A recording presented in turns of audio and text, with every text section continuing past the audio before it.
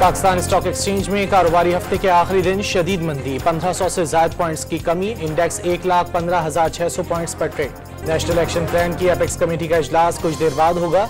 वजीर आजम शहबाज शरीफ की ज़ेर सदारत इजलास में सिविल और अस्करी हुक्काम शरीक होंगे।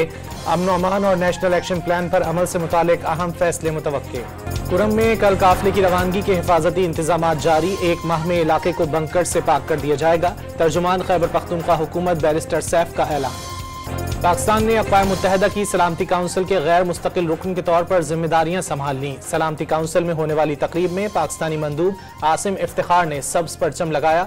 आसिम इफ्तिखार ने बढ़ती दहशतगर्दी को संगीन मसला करार दे दिया।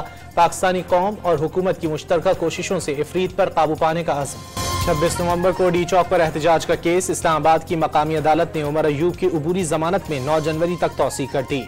26 नवंबर को हंगामा आराई के केसेस में गिरफ्तार पीटीआई के 250 कारकुनों की जमानत की दरख्वास्तें मंजूर, 150 कारकुनों की दरख्वास्तें मुस्तरद। पीटीआई और हुकूमत के मुज़ाकरात की दूसरी बैठक में खुशगवार माहौल। तहरीक इंसाफ ने तहरीरी चार्टर ऑफ डिमांड और बानी से मुशावरत के लिए 1 हफ्ता मांग लिया। हुकूमती टीम के तर्जुमान इरफान सिद्दीकी ने मुज़ाकरात का जारी रहना ही बड़ी पेशरफ्त करार दे दी। अली अमीन गंडापुर का मुज़ाकरात के लिए हुकूमती रवैये पर इजहार इत्मीनान महसूस होता है। हुकूमत मसाइल का हल चाहती है। मुज़ाकराती अमल इस्टेब्लिशमेंट की आमादगी के साथ हो रहा है।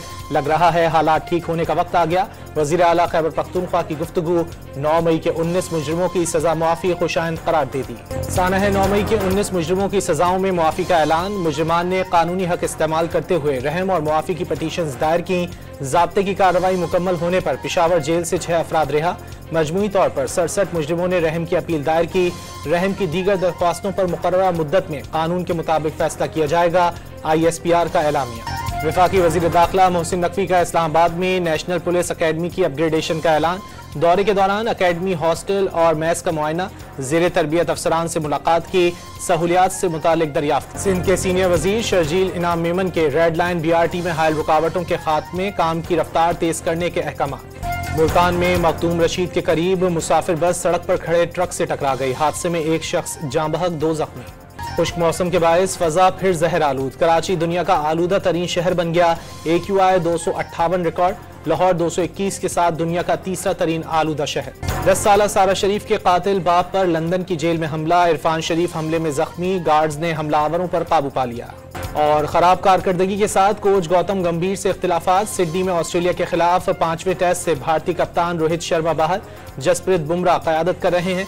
मेहमान टीम को पहले सेशन से ही मुश्किलात का सामना।